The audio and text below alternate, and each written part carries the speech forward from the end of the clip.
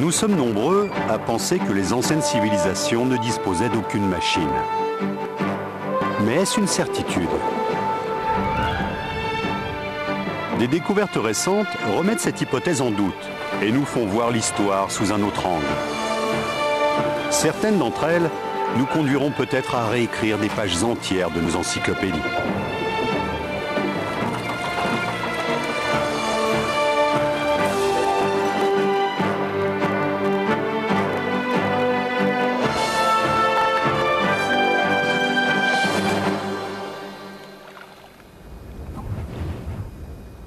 Alors que l'Europe traverse l'âge des ténèbres, la Chine impériale atteint son apogée. Nous commençons à peine à découvrir à quel point notre ère industrielle a pu être influencée par les inventions avant-gardistes des érudits de l'Empire du Milieu.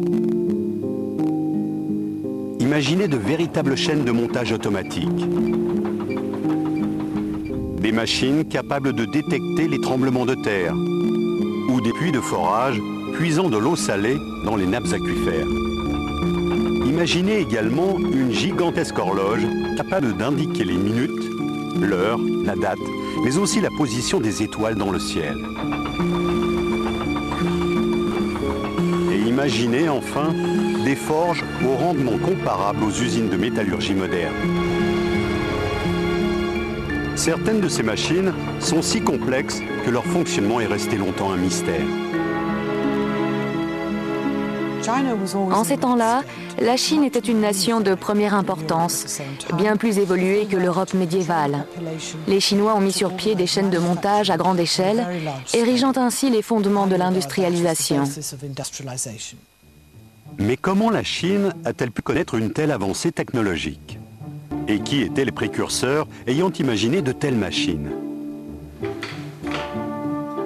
On a découvert dans d'anciens manuscrits la description détaillée d'un appareil étonnant.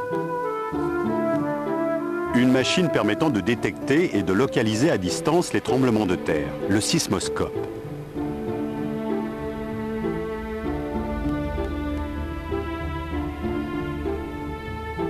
Il a été imaginé et construit pendant le IIe siècle après Jésus-Christ par Zhang Heng, un des plus grands inventeurs chinois, rivalisant de génie avec d'illustres occidentaux comme Archimède ou Léonard de Vinci.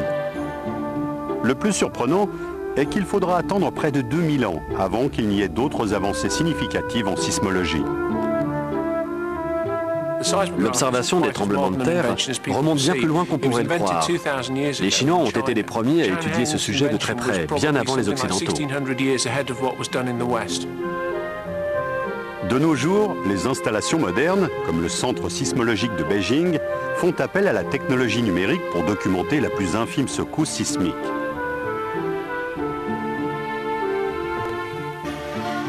Mais à l'époque de la Chine antique, le sismoscope revêtait une importance capitale. Les distances entre les villes étaient considérables. Comment être prévenu rapidement qu'une région avait été frappée par un tremblement de terre? Grâce à l'appareil de Zhang Heng. Il s'agissait d'une sphère en bronze massif qui devait mesurer environ 2 mètres de diamètre. Tout le tour de cet appareil imposant était orné de 9 dragons sculptés, regardant vers l'extérieur. Chacun tenait une boule dans sa gueule. Lorsqu'une secousse sismique l'atteignait, l'onde actionnait le mécanisme interne du sismoscope et faisait tomber l'une des boules dans la gueule d'une grenouille, indiquant ainsi la provenance du séisme. Au cœur de cette sphère magnifiquement ornée se cache un mécanisme rivalisant d'ingéniosité avec les machines modernes. Lorsqu'un séisme survenait, même à grande distance, l'onde de choc se répercutait à grande vitesse dans la croûte terrestre et finissait par atteindre le sismoscope. À l'intérieur se trouve une longue tige verticale maintenue en équilibre par un contrepoids. Un système que l'on appelle pendule inversé. Le sismographe fonctionnait grâce à un pendule inversé. En se balançant dans l'une des 9 directions possibles, il finissait par toucher l'une des boules qu'il faisait alors tomber de son support. De cette façon, on pouvait avoir la provenance de l'onde de choc et localiser l'épicentre du séisme. Le pendule inversé est un système ingénieux. Il reste parfaitement immobile jusqu'à ce qu'une onde de choc vienne le mettre en mouvement. Ce mécanisme est en quelque sorte l'ancêtre des horloges à pendule de nos grands-mères. La seule différence est que le balancier était disposé dans l'autre sens. Le point de pivot se situait vers le bas et le contrepoids vers le haut. Le sismoscope est loin d'être la seule invention avant-gardiste des génies de la Chine impériale. Ils sont aussi à l'origine d'une machine devenue très courante de nos jours. Le puits de forage. Aujourd'hui, il paraît évident que cette civilisation a joué un rôle de pionnier dans l'extraction des énergies fossiles. Le plus étonnant est que la méthode employée il y a 2000 ans est très proche de celle utilisée de nos jours.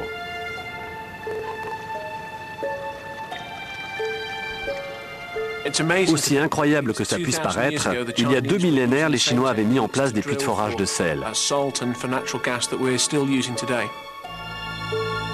La taille des tours de forage de l'époque était impressionnante, même comparée à celle en activité de nos jours. Elle pouvait mesurer plus de 60 mètres de haut. Le paysage de certaines régions de la Chine avait probablement déjà des allures de Texas. Par chance, un certain nombre d'entre elles ont très bien résisté aux assauts du temps. Elles permettent aux chercheurs d'étudier de près les pièces utilisées lors de la mise en œuvre de ces géants. L'édifice était réalisé en bambou, solidement liés entre eux. Les ouvriers se trouvaient sur une plateforme en bois et faisaient s'abattre la tête de forage en fer grâce à un bras de levier. Le principe de fonctionnement était similaire à celui d'un perforateur moderne. Contrairement aux puits actuels, les éléments de forage ne tournaient pas, mais venaient percuter la roche à traverser. La tige de forage, reliée à un câble fait de fibres de bambou, était ensuite remontée à la force de plusieurs bœufs attelés à une roue. Les inventeurs de ce système sont allés jusqu'à développer des trépans de toutes sortes afin de s'adapter aux différentes caractéristiques géologiques de chaque site de forage.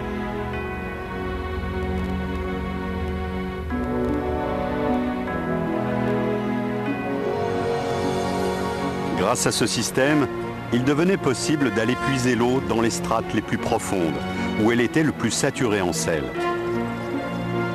Après extraction, l'eau provenant de l'aquifère était acheminée via un réseau de conduite vers un autre site où elle était bouillie. Le sel était ainsi récolté et revendu à prix d'or. Mais c'est avec la dynastie Song, au tournant du premier millénaire, que la pré-industrialisation a atteint son zénith en Chine. Des machines colossales sont inventées, à des échelles qui resteront inégalées en Occident pendant plus de 1000 ans. Les méthodes de production imaginées par les Chinois sont très proches de celles encore appliquées de nos jours. C'est également à cette période que les premiers systèmes de production à la chaîne sont mis en place, ouvrant la voie des siècles plus tard à la révolution industrielle.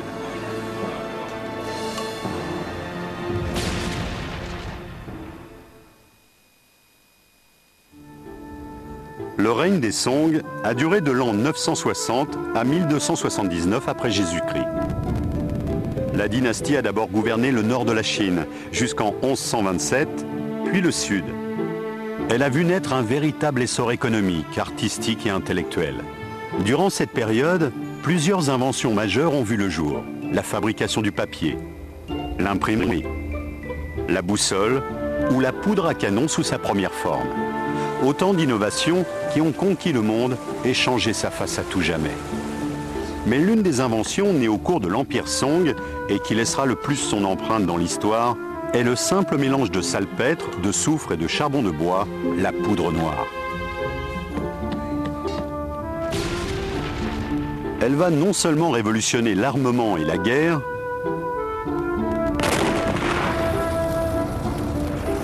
mais aussi conduire à l'invention des moteurs fusées, une étape essentielle à la conquête de l'espace par l'homme.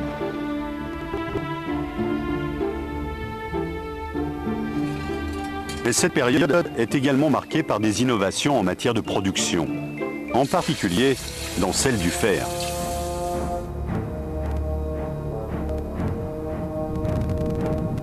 Dans la province de Shantung, une découverte récente nous a permis de dévoiler l'importance de la production métallurgique de la Chine antique. Il s'agit des ruines d'une forge datant de la dynastie Song.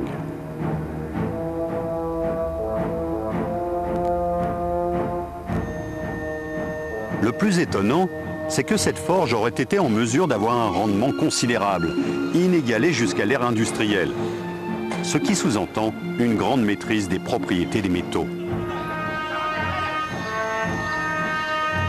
Afin de produire à une telle échelle, les ouvriers devaient constamment maintenir un important volume de fer à l'état liquide et à très haute température afin qu'il puisse être versé dans les moules, comme c'est encore le cas aujourd'hui.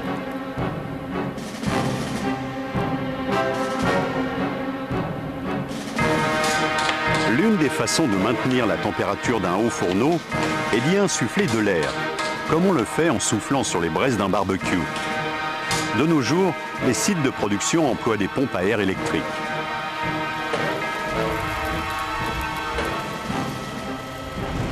Mais comment les ouvriers de la Chine antique parvenaient-ils à ventiler suffisamment leurs forges pour les alimenter? La réponse, les archéologues l'ont découverte par hasard en mettant à jour ce qui semble être un soufflet automatisé. Cette machine était mise en œuvre par une source d'énergie déjà éprouvée, l'eau. Tout porte à croire que le feu était alimenté sans que l'homme n'ait eu à intervenir, de façon totalement autonome. Pour arriver à maintenir la température de fusion de l'air, il faut un flux régulier et important d'air. Il n'est pas nécessaire de l'insuffler à haute pression, mais il faut un débit constant. Les Chinois se seraient tout simplement basés sur le principe du moulin à eau, en y reliant un système qui activait un soufflet et produisait ainsi un flux d'air régulier. Le docteur Geraint Owen, conférencier à l'université de Bath, en Angleterre, est expert en mécanique et en ingénierie. Pour activer un soufflet à partir d'un moulin à eau, on peut utiliser un mécanisme comme celui-ci, muni d'un axe central et d'un point de pivot décentré, s'articulant avec une bielle. Le moulin à eau fait tourner le vilebrequin sur lui-même et entraîne, grâce au point de pivot excentré de la bielle, un mouvement linéaire qui va appliquer au soufflet une translation en va-et-vient continu. Ce mécanisme, très proche du piston, fonctionne à l'inverse d'un moteur à explosion ou à vapeur. Dans ce cas, la roue du moulin fait tourner le vilebrequin, alors que dans un moteur à vapeur, c'est le vilebrequin qui fait tourner la roue. Grâce à leur compréhension des principes fondamentaux de la mécanique, les Chinois antiques étaient en mesure de maintenir la température de fusion du fer. Mais ce système est loin d'être le seul mécanisme révolutionnaire mis au point avec des siècles d'avance. La dynastie Song a également vu naître les premières productions de masse et des machines particulièrement sophistiquées qui poseront les jalons de la mécanique moderne. L'une d'entre elles est l'ancêtre de ce que nous appelons aujourd'hui l'odomètre. Un odomètre est un appareil permettant de mesurer les distances parcourues, comme le totaliseur kilométrique que l'on trouve sur le tableau de bord des voitures. Aussi étonnant que cela puisse paraître, cette machine repose sur un principe proche de la boîte de vitesse. Cet objet étonnant accompagnait les troupes en marche. Tous les 500 mètres, les deux figurines placées de chaque côté abattaient leurs bâtons et faisaient retentir le tambour.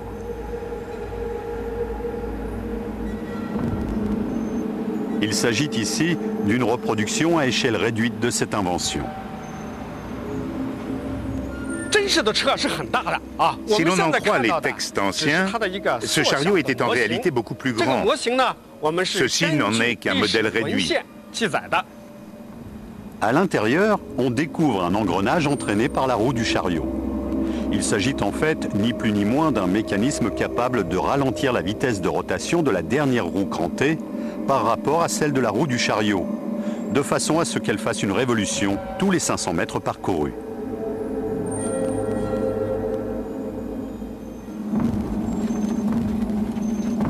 Selon les chercheurs, cette machine était utilisée par la garde impériale lors d'opérations militaires pour calculer la distance des camps ennemis et mesurer la progression des troupes.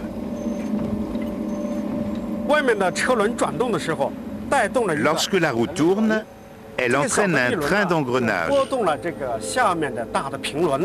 La roue menante est solidaire d'un petit pignon qui entraîne la rotation d'une roue crantée plus grande. Cette dernière est surmontée d'un axe muni d'un loquet qui vient en contact avec une tige reliée à une ficelle. En entraînant cette tige, le bras des figurines est armé puis relâché pour percuter le tambour. Ce système n'est autre que le précurseur de la boîte de vitesse, comme nous le démontre Geraint Owen sur une transmission de moto. L'élément clé de ce chariot était le train d'engrenage dont il était équipé. Voilà comment ça fonctionne sur une boîte de vitesse de moto. Ici, c'est le pignon de sortie. Vous voyez que le nombre de tours qu'il effectue est différent de celui que j'applique au pignon relié au vilebrequin. La boîte de vitesse sert à réduire la vitesse de rotation du moteur avant de la transmettre aux roues motrices. C'est le même principe avec cette inversion, si ce n'est que le rapport de vitesse était encore plus important, puisque le pignon de sortie ne faisait qu'un tour tous les 500 mètres.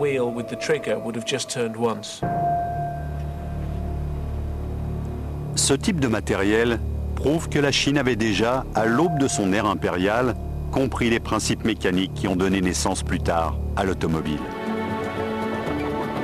Mais il y a également des indices portant à croire que la dynastie Song a vu naître la production industrielle de masse.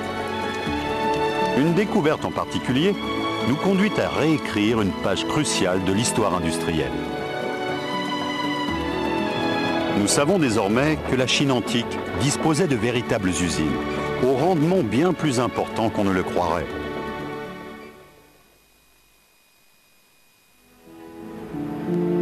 C'est durant le règne de la dynastie Song que la Chine antique a connu son plus grand essor intellectuel et artistique.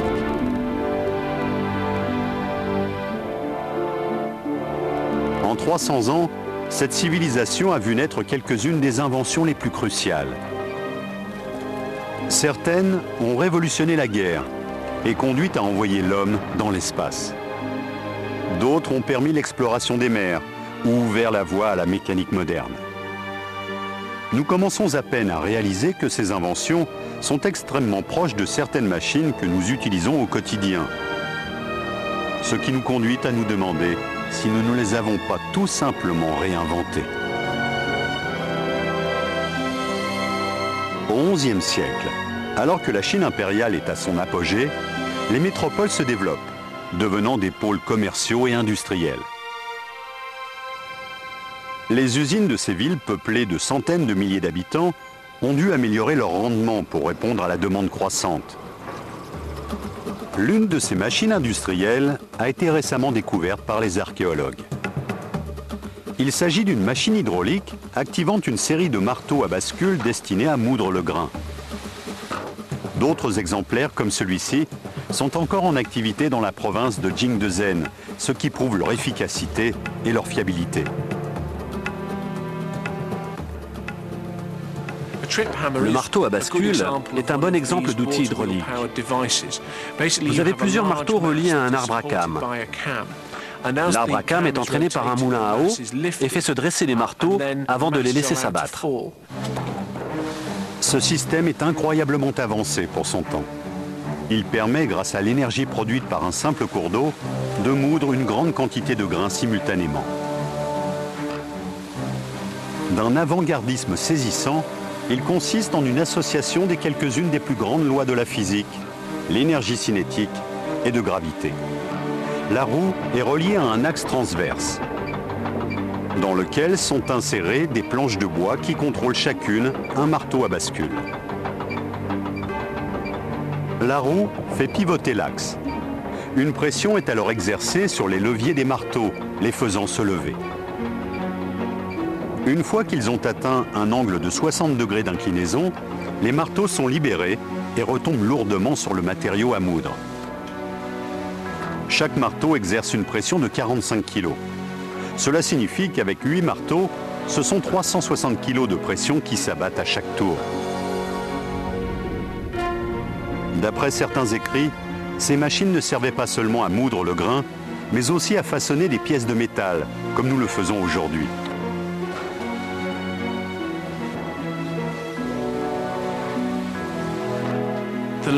L'économie de main-d'œuvre est énorme.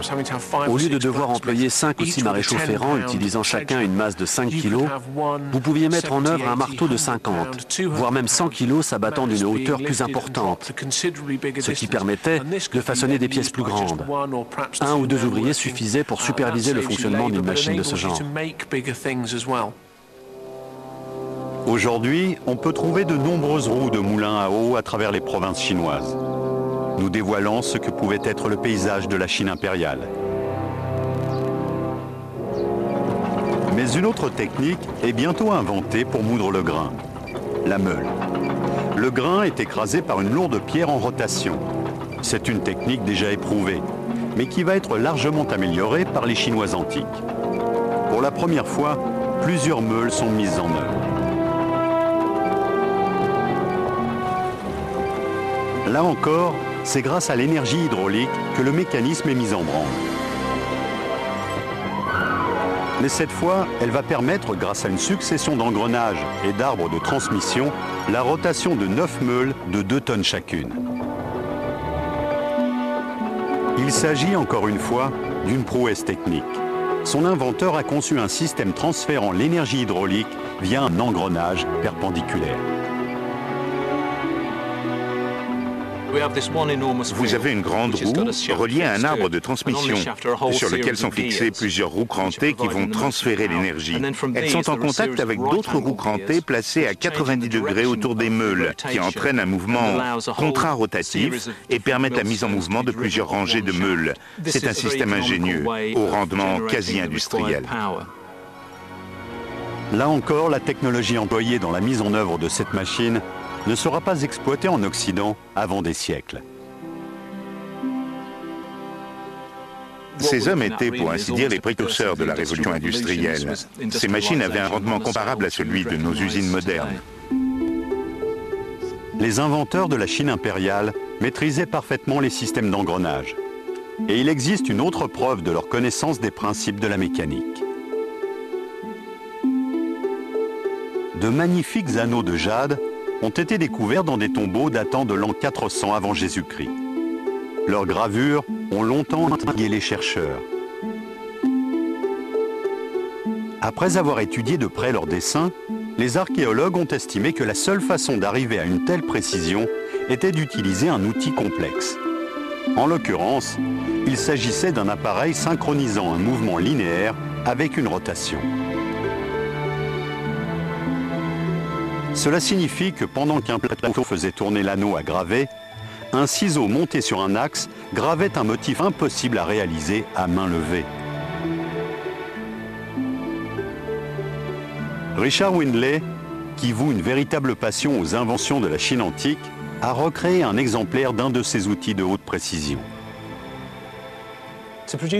Afin de produire ce type de courbe, il fallait une machine capable à la fois de faire tourner le support et de faire avancer le ciseau de façon linéaire.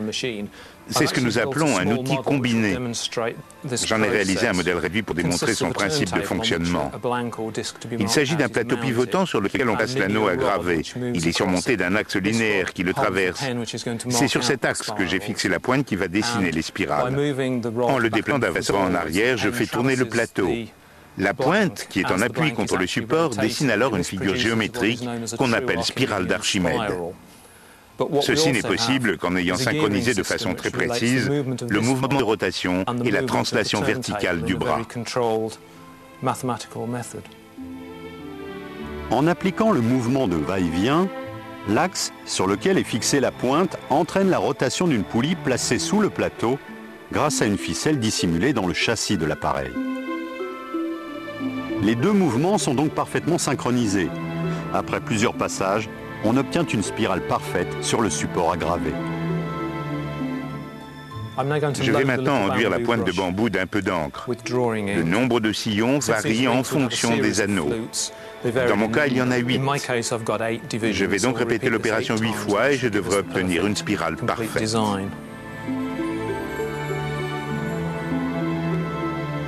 Nous savons maintenant que ce type d'appareil a été utilisé pour graver le jade grâce à une pointe ornée d'un diamant. Pendant des milliers d'années, les innovations technologiques de la Chine impériale se sont transmises à l'Occident via l'Asie centrale et le Proche-Orient par la route de la soie. Mais il existe une découverte archéologique majeure qui laisse entrevoir l'impressionnante productivité de l'Empire du Milieu. Quelque chose qui a été mis au jour il y a une trentaine d'années seulement est classé 8e merveille du monde par l'UNESCO.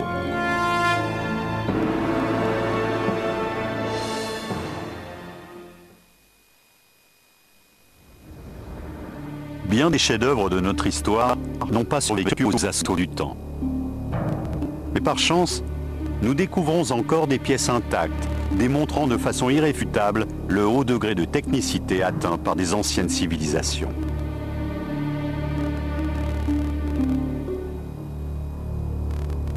L'extraordinaire armée de terre cuite du premier empereur en est un exemple flagrant. Située en plein cœur de la Chine, à 1200 km à l'ouest de Shanghai, elle reposait dans un tumulus gigantesque depuis 2 millénaires. La découverte de ce tumulus et l'excavation de cette armée est l'un des plus grands événements archéologiques de l'histoire, au moins aussi important que celle des pyramides de Gizeh. Il y a beaucoup d'autres tombeaux en Chine, mais aucun n'est aussi vaste.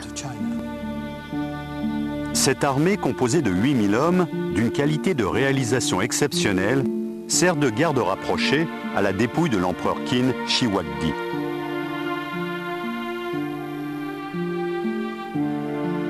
Le plus étonnant est que tous ces soldats sont munis de véritables armes de bronze, plus de 10 000 en tout, encore parfaitement fonctionnelles. Il s'agit manifestement des mêmes armes que celles utilisées sur les champs de bataille à l'époque.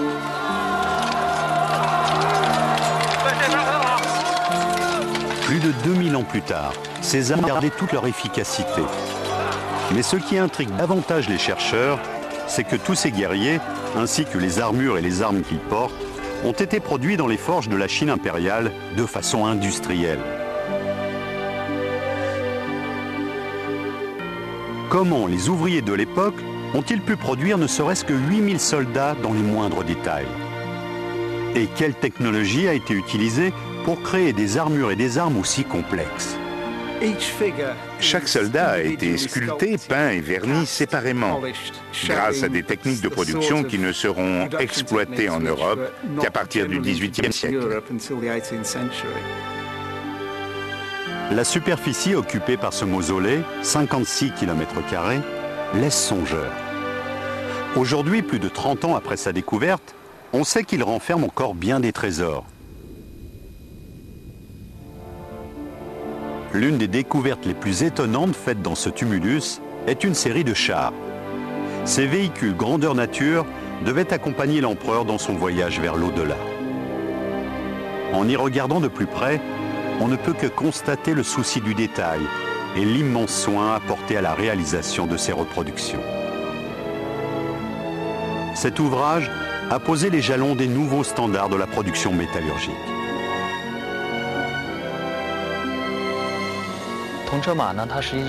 Les chars de bronze représentent à eux seuls le plus grand chef-d'œuvre de toute l'histoire de la métallurgie chinoise antique. Ces deux œuvres sont composées de plus de 3000 pièces. Chacune a été forgée individuellement et assemblée par la suite. Ces deux chariots sont faits de 3642 pièces de différents métaux, comme l'or, l'argent ou le bronze. Mais le plus étonnant est que chaque pièce a été forgée individuellement.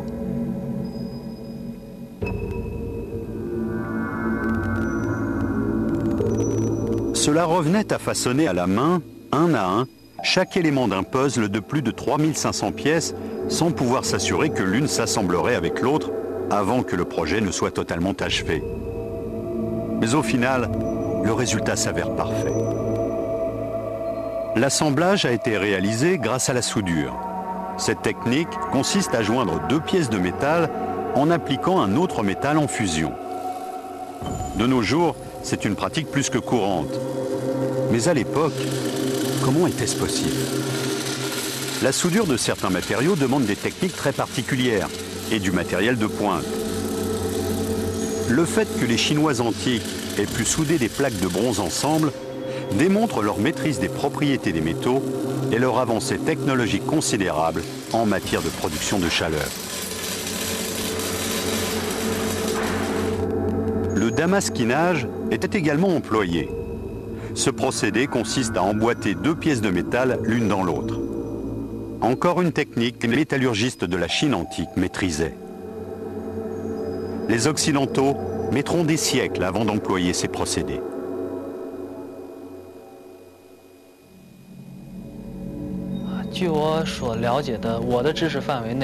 Ces chariots de bronze font preuve d'un niveau de connaissance technique sans précédent, qui ne sera jamais égalé par les dynasties suivantes.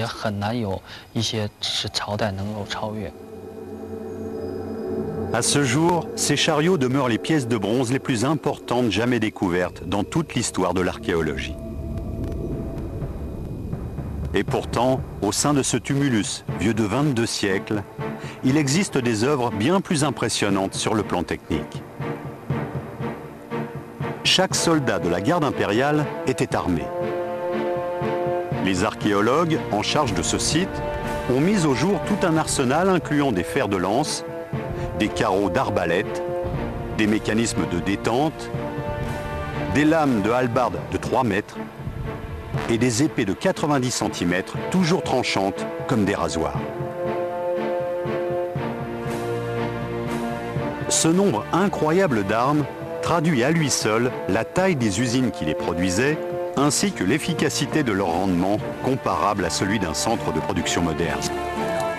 Chaque arme a été minutieusement fondue dans des moules, puis ornée, sculptée, aiguisée et polie. Mais derrière ces armes se cache un incroyable secret de fabrication. Comment des lames vieilles de plus de 2 millénaires peuvent-elles avoir gardé leur éclat? Comment ont-elles pu conserver leur solidité et leur tranchant après tout ce temps passé sous terre? Grâce à des moyens d'analyse à la pointe du progrès, les archéologues pensent avoir découvert la réponse. Les lames sont recouvertes d'une fine particule grise foncée. Aussi incroyable que cela puisse paraître, il s'agirait d'oxyde de chrome, un métal faisant barrière à la corrosion que l'Occident ne découvrira que bien plus tard. Il s'agissait d'une couche d'oxyde de chrome.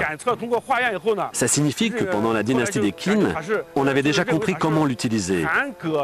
En Occident, on a commencé à exploiter le chrome qu'en 1930, en Allemagne, et en 1950 aux États-Unis. La Chine impériale avait près de 2000 ans d'avance. Les fouilles du tumulus du premier empereur de Chine sont loin d'être achevées. Quelle autre surprise nous attend? Quelle autre innovation technique reste à découvrir? Si les armes sont des pièces déjà impressionnantes, les soldats de l'armée de terre cuite ne le sont pas moins et leur conception demeure mystérieuse.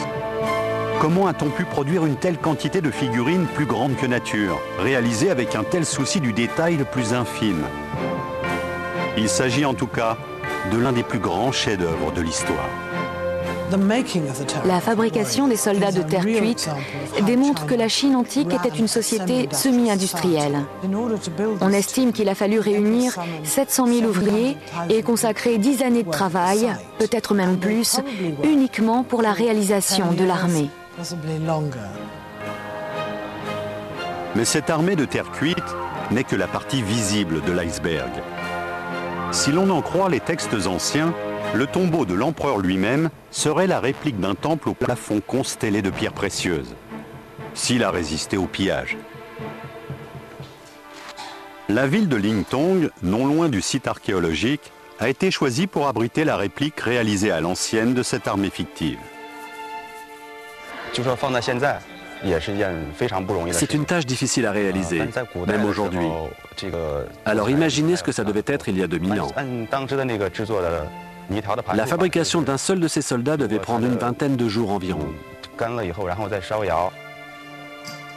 Le corps de chaque soldat est fait d'argile sur laquelle sont ensuite sculptés tous les détails avec une grande minutie, comme les armures ou les expressions faciales, toujours différentes. Ces travaux de reconstitution ont apporté une conclusion effarante. Il a fallu près de 150 kilos d'argile pour façonner chaque soldat.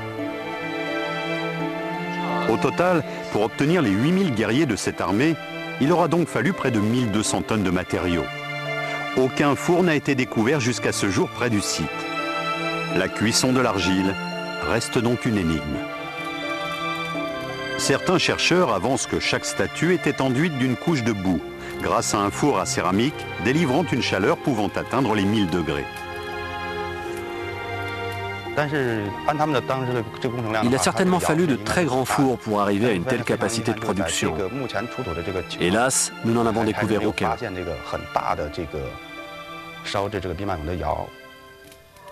Une fois que la température a atteint son maximum, l'enduit commence à se craqueler et à laisser l'air chaud s'introduire pour cuire l'argile. Une fois la couche de boue retirée, le résultat est saisissant et démontre encore une fois le haut degré de technicité atteint dans de multiples domaines il y a plus de 2 millénaires par la Chine impériale. Qui sait quelle autre surprise attendent les archéologues au cœur de ce tombeau? La dynastie des Song a vu naître bien des inventions et des avancées technologiques. Mais il est une machine dont la découverte a laissé toute la communauté scientifique stupéfaite. Une machine qui allait pérenniser l'image d'avant-gardisme de la Chine antique. Il s'agit d'une simple tour contenant un mécanisme très en avance sur son temps. Cette tour est en fait une horloge. Cette horloge, d'une technologie extrêmement avancée, incarne à elle seule l'avancée technologique et la maîtrise des sciences des érudits de la Chine impériale. Il s'agit d'une véritable démonstration de force restée très longtemps inégalée.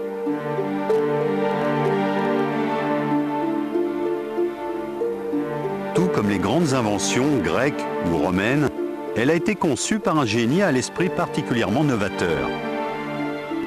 Ce maître de la mécanique de haute précision et ingénieur pluridisciplinaire se nomme Su Song. Son chef-d'œuvre était d'une telle complexité que personne n'a pu en percer le mystère pendant des siècles. Il s'agissait d'une horloge entraînée par l'eau et contrôlant, entre autres, un globe astral d'une technologie si évoluée que peu de scientifiques occidentaux modernes admettent qu'elle ait pu exister il y a aussi longtemps. L'horloge à eau de Su Song a été conçue en 1092 après Jésus-Christ. Elle est considérée comme l'une des plus grandes inventions de la Chine antique. Le mécanisme complexe mis au point par Su Song était capable non seulement d'indiquer l'heure et les minutes, mais aussi les semaines, les mois et les saisons. Les Chinois de l'Antiquité avaient déjà compris que le calendrier reflétait les révolutions de la Terre autour du Soleil. Mais ce qui donne à cette machine sa dimension extraordinaire, c'est qu'elle pouvait également indiquer la position des planètes dans le ciel. Les Chinois de l'Antiquité étaient persuadés que la position des planètes influait sur le destin de leur nation et de ses dirigeants. Cet édifice, construit au XIIIe siècle et situé dans la province de Henan, à 500 km au sud de Beijing, est le plus ancien observatoire chinois. On peut encore observer la course du Soleil le long de ce canal central.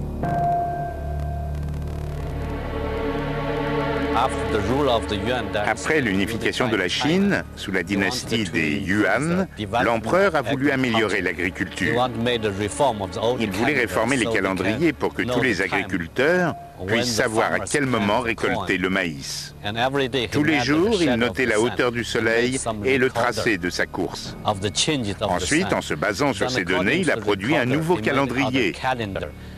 Il avait calculé que le Soleil faisait le tour complet de la Terre en 365 jours, 5 heures, 49 minutes et 12 secondes.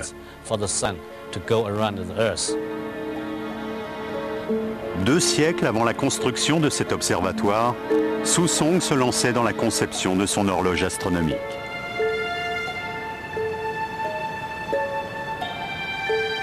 Au-delà d'indiquer le temps avec une précision déroutante, cette machine a démontré l'avancée technologique et la suprématie scientifique de la Chine impériale.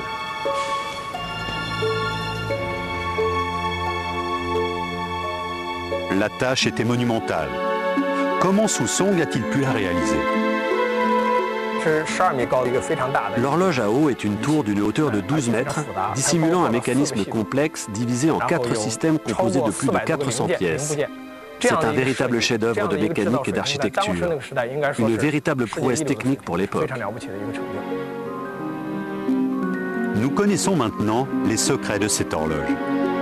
Sou-Song en a détaillé toute la construction dans son ouvrage sur l'élaboration des sphères armillaires et des globes célestes. Un ouvrage écrit il y a 900 ans. Cet ouvrage est très précieux à nos yeux. Il comporte les schémas originaux, ce qui permet aux chercheurs de comprendre le fonctionnement de la machine.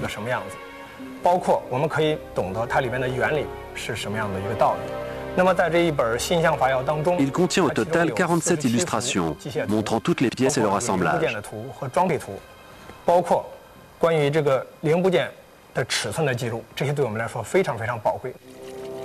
Grâce à ces plans, le Musée des sciences et de la technologie de Beijing a élaboré une reproduction fidèle de l'édifice. Il s'agissait d'une tour de la hauteur d'un immeuble de 5 étages. Sur la façade était collée une pagode à 5 niveaux. À chaque étage se trouvait une porte devant laquelle pouvaient passer des figurines frappant des cloches ou des gongs et portant des écriteaux indiquant les heures et les minutes. Mais comment ce mécanisme fonctionnait-il?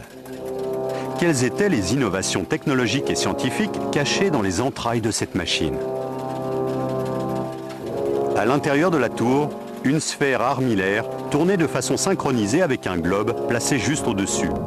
Cela signifie que les astronomes de l'époque pouvaient comparer les références de ces deux supports et ainsi enregistrer de très nombreuses données. Les indicateurs d'heures et de minutes étaient contrôlés par un mécanisme lui aussi synchronisé avec la rotation de la sphère.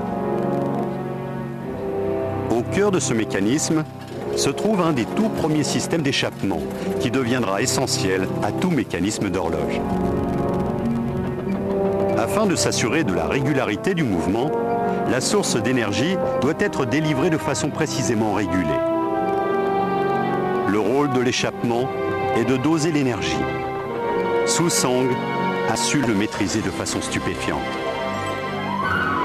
Il a installé au cœur de sa machine une roue crantée reliée à un frein qui ne laissait la roue tourner qu'à une vitesse bien spécifique.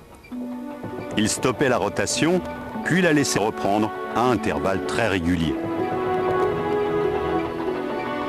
C'est cette invention qui a permis celle des montres modernes, des siècles plus tard. En fait, c'est l'échappement qui produit le tic-tac caractéristique de n'importe quelle horloge, montre ou réveil. La source d'énergie exploitée pour faire fonctionner le mécanisme est elle aussi ingénieuse. Une roue à aube recueillait l'eau d'une rivière et faisait tourner l'axe principal. Cette machine trôna au sommet du palais de la dynastie des Song au XIe siècle. Elle est considérée par de nombreux spécialistes comme le plus grand chef-d'œuvre mécanique de tout le Moyen-Âge. La dynastie des Song nous a transmis un héritage scientifique, technologique et industriel qui a changé à jamais la face du monde. La Chine impériale utilisait des machines extrêmement complexes qui ne seront inventées que bien plus tard par les Occidentaux. Au regard des textes et des découvertes archéologiques, nous ne pouvons qu'admettre qu'une grande partie des inventions et découvertes qui ont influencé notre mode de vie nous viennent tout droit de la Chine impériale.